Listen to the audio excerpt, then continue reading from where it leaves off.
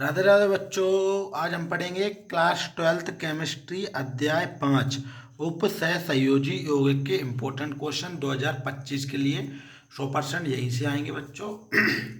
Top 6 question रहने वाले हैं। आपको मात्र इस चैप्टर 5 में से आपको मात्र 6 ही क्वेश्चन करने हैं जो इम्पोर्टेंट है।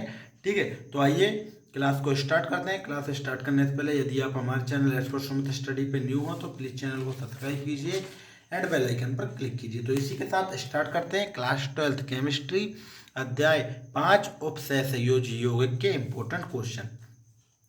तो सबसे पहला क्वेश्चन आता है आपका कि योगात्मक यौगिक किसे कहते हैं। 2 नंबर के लिए बहुत ही इंपॉर्टेंट क्वेश्चन है बच्चों, इसको बिल्कुल ध्यान से समझेंगे। देखो, योगात्मक यौगिक क्या होता है कि जब 2 या 2 से अधिक सामान्य लवणों को एक निश्चित अनुपात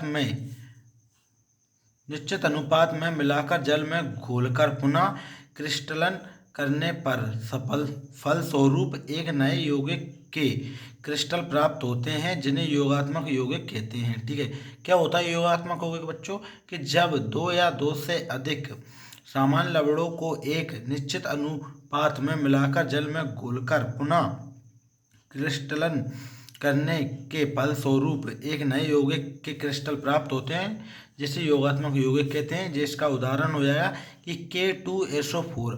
क्या बच्चों, K2SO4 प्लस Al2SO4 का whole thrice plus 24H2O arrow क्या हो जाएगा, दिया जाएगा आपके पास K2SO4 डॉट Al2SO4 का होल थ्राइस डॉट 24H2O। इसको क्या बोलते हैं, पोटासिलम। जो क्या हो जाएगा योगात्मक यौगिक का सिंपल सा उदाहरण हो जाएगा। फिर इसके बाद नेक्स्ट क्वेश्चन आता है कि द्विक लवण किसे कहते हैं बच्चों। द्विक लवण या जालक यौगिक क्या है। द्विक लवण या जालक यौगिक क्या है। तो द्विलवक या जालक यौगिक क्या है बच्चों, ऐसे योगात्मक यौगिक जो ठोस अवस्था में स्थित होते हैं। क्या होते हैं बच्चों के ऐसे योगात्मक यौगिक जो ठोस अवस्था में स्थायी होते हैं लेकिन जल में घोलने पर अपने सभी अवयवी घटकों में विभाजित हो जाते हैं, द्विक लवण कहलाते हैं। क्या, ठीक है, जो हो जाएगी द्विक लवण या जालक यौगिक। और इसके बाद देखते हैं नेक्स्ट इंपॉर्टेंट क्वेश्चन नंबर 3 रहेगा आपका जो। तो तीसरे नंबर पे आता है आपका इस चैप्टर का इंपॉर्टेंट क्वेश्चन कि द्विक लवण और संकुल लवण के में अंतर। बच्चों, आपको मात्र इस चैप्टर के योगात्मक यौगिक अध्याय 5 के 6 ही क्वेश्चन करने हैं जो इस चैप्टर के इम्पोर्टेंट हैं। ठीक है, तो ये आपका तीसरे नंबर का है द्विक लवण और संकुल लवण में अंतर। तो देखो, इन यौगिकों में जलीय विलयन में सभी घटकों के आयनों को परीक्षण किया जा सकता है। किसमें बच्चों, द्विक लवण में। और संकुल लवण, इन यौगिकों के जलीय विलयन में सभी घटकों के आयनों का परीक्षण नहीं किया जा सकता है। पहला आंसर जो हो जाएगा। इसके बाद नेक्स्ट आंसर आता है कि द्विक लवण में धातु आयनों की संयोजकता सामान्य होती है। किसमें, द्विक लवण में धातु आयनों की संयोजकता क्या होती है बच्चों, समान होती है। और संकुल लवण में धातु आयन की संयोजकता समान के साथ साथ विशिष्ट समन्वयन संख्या भी होती है। क्या होती है बच्चों, विशिष्ट समन्वयन संख्या भी होती है। इसके बाद आता है नेक्स्ट तीसरा अंतर कि यह आयनिक यौगिक होते हैं। क्या होते हैं बच्चों, द्विक लवण आयनिक यौगिक होते हैं और संकुल लवण ये आयनिक हो भी सकते हैं और नहीं भी हो सकते हैं। तो ये था आपका तीसरा क्वेश्चन, द्विक लवण और संकुल लवण में अंतर। इसके बाद आता है नेक्स्ट इंपॉर्टेंट क्वेश्चन नंबर 4, उप सह संयोजी क्षेत्र किसे कहते हैं। तो कैसे कहते हैं, केंद्रीय धातु परमाणु और उससे उप सह संयोजी बंध बनाकर जुड़े हुए संलग्नियों को एक गुरु कोष्टक के अंदर लिखा जाता है जिसे उप सह संयोजी क्षेत्र कहते हैं। ठीक है बच्चों, इसको अच्छे से नोट कर लीजिए। 2 नंबर में बहुत ही बार पूछा गया है बोर्ड एग्जाम में। ठीक है, ये था आपका क्वेश्चन नंबर 4। इसके बाद आता है आपका क्वेश्चन नंबर 5, बहुत ही इंपॉर्टेंट है। क्वेश्चन नंबर 5 किस प्रकार है, बिल्कुल देखेंगे ध्यान से।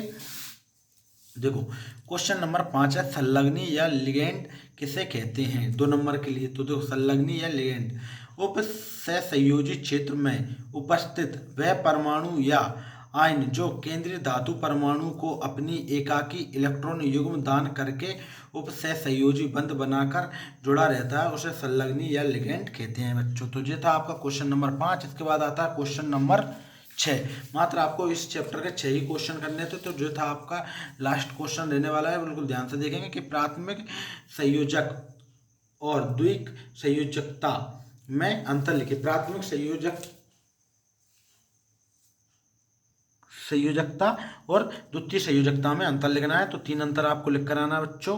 तो देखो, प्राथमिक संयोजकता और द्वितीय संयोजकता, देखो इसमें क्या हो जाएगा कि यह संयोजकता ऋणात्मक आयनों से संतुष्ट होती है, तो इसे ऑक्सीकरण संख्या कहते हैं। ये क्या होती है? ऋणात्मक आयनों से संतुष्ट होती है, इसलिए इसको ऑक्सीकरण संख्या कहती हैं। यह संयोजकता ऋणात्मक आयनों या उदासीन अणुओं द्वारा संतुष्ट होती है, इसे समन्वयन संख्या कहते हैं।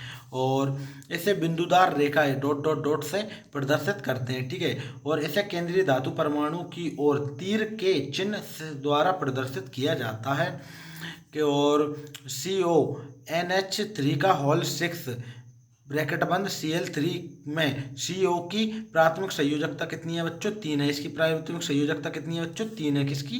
CO3 की। और CONH3 का होल 6 Cl3 में CO की द्वितीय संयोजकता कितनी है? 6। तो ये था आपका लास्ट क्वेश्चन, प्राथमिक संयोजकता और द्वितीय संयोजकता।